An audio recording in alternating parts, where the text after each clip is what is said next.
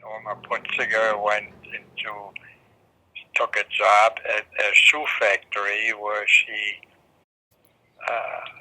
hand-worked sandals, and she made $14 or $15 a week. So that's how we kept afloat.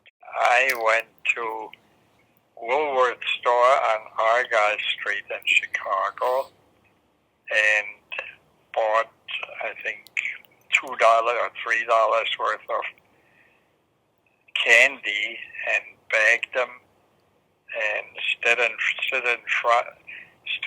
front of the L station on Wilson Avenue and sold it at 10 cents a bag.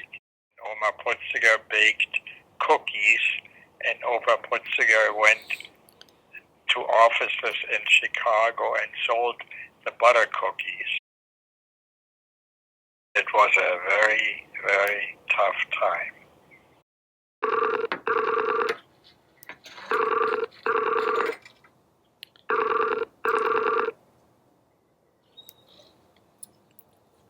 Hi, Oma. Hi. Oma, would you mind just turning your computer screen a little bit down? Mine doesn't do that. Oh, well, if it doesn't do it, then that's fine. So I'm just going to ask you a few questions about sort of like your relation to stocks and where they came into your life. Just talk slower, okay? Sure. Well, we had a man delivering merchandise in your store. In the store. And when we had the store, and he said, you work hard, and why don't you let your money work for you, which didn't have any money. That was the beginning.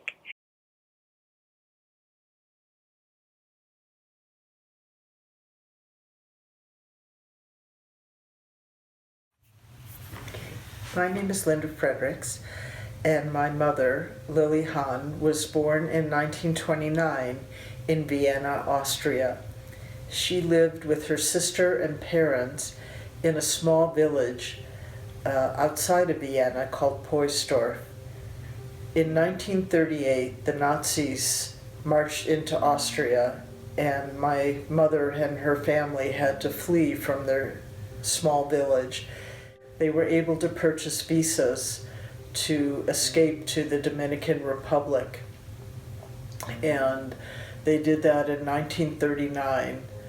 Sadly, most of the rest of the family perished in the Holocaust. My father came from Berlin, and he and his family had fled in 1939 to Shanghai, where my grandfather was a doctor and he helped the refugee community living in that city at that time. And they were able to come to the United States in 1947. So my parents met in San Francisco and married within 2 months, and they lived in San Francisco.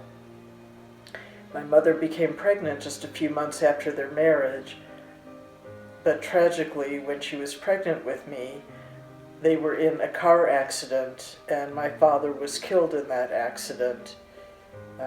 And shortly after that time, my mother moved back to Chicago to live with her parents, and that's where I was born. Several years after my mother came back to Chicago, she met a man who was introduced by a mutual friend, and they married. That man became my stepfather, and my brother was born a year later.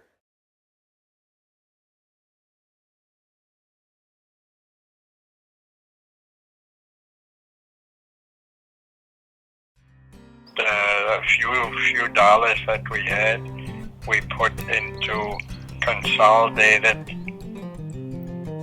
Copper, which worked out very well. Put it out at 17 and sold it at 64. Purged and purified, the stream of molten copper is molded into 450-pound blocks. cooling streams of water playing on the hissing, steaming oblongs. And thus, copper is born to serve mankind. Slender strands, metal arteries loaded with the lifeblood of industry, electric power.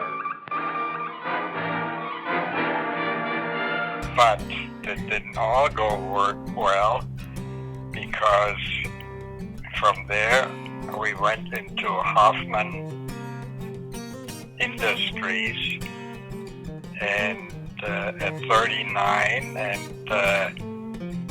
finally got rid of it at $5. So stocks don't always go up; they go down too.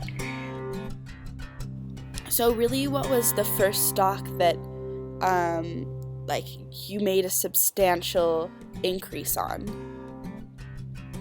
Well, it was AT&T.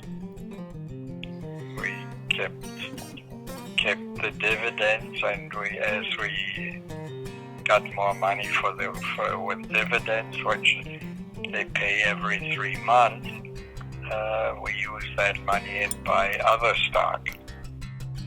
And will you tell me a little bit about your chance encounter with the Apple stock?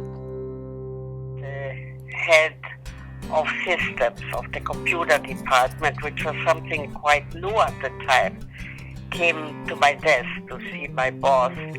And while he was waiting, he said, "Lily, if you have any spare money, there is a company coming out today. It's called Apple, and it's a computer company. If you have any money, why don't you buy some of that stock?" So I called Opa right away and I told him about it. We hadn't heard of this. This was the day that the company started. And that's what they call an IPO, right? Yeah, they came out. Initial offering.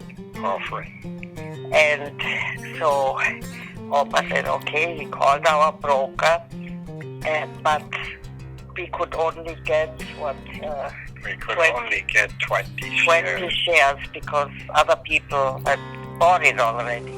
So I never went back to work for Lieutenant Dan. Though he did take care of my Bubba Gump money, he got me invested in some kind of fruit company.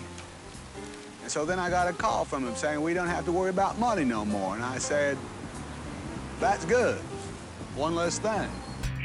So we got 20 shares of Apple, and you know, on the first day, and it has split a few times, and we still have it, of course. We hardly ever sell anything.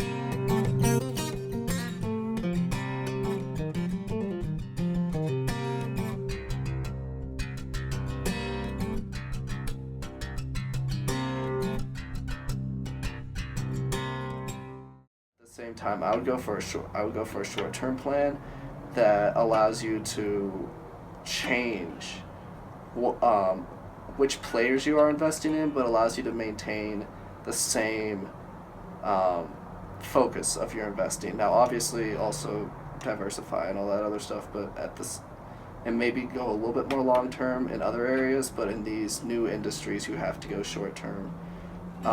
At least for right now, because of the instability that the election has brought to the global financial markets. So you say you hardly ever sell your stocks. What's the longest you've held on to a stock? Well, Chevron we've got was one of the first stocks. Well, I didn't know you then. No, I bought that maybe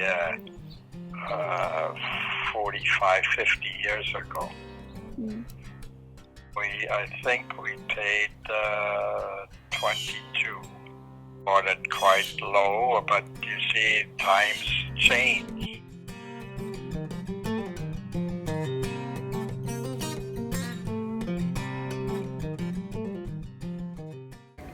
One day I went to Fred and Lily's house in Skokie, Illinois, before they moved, and they were preparing for taxes, and they took out a stock portfolio, which was a ring binder, and in the ring binder was probably about a half inch worth of paper yellow pages on which they had recorded all the stocks that they owned.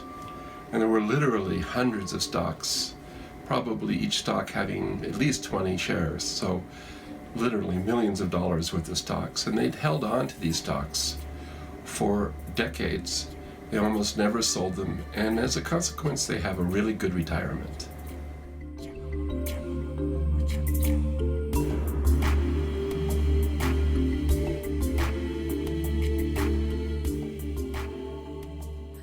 And so, would you say that now sort of stocks have given you that freedom to be able to live in Chicago and to support yourselves very well? Yes.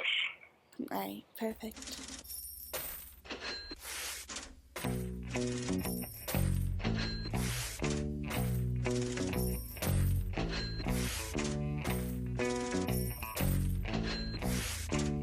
Yeah, that's it. That's all I need.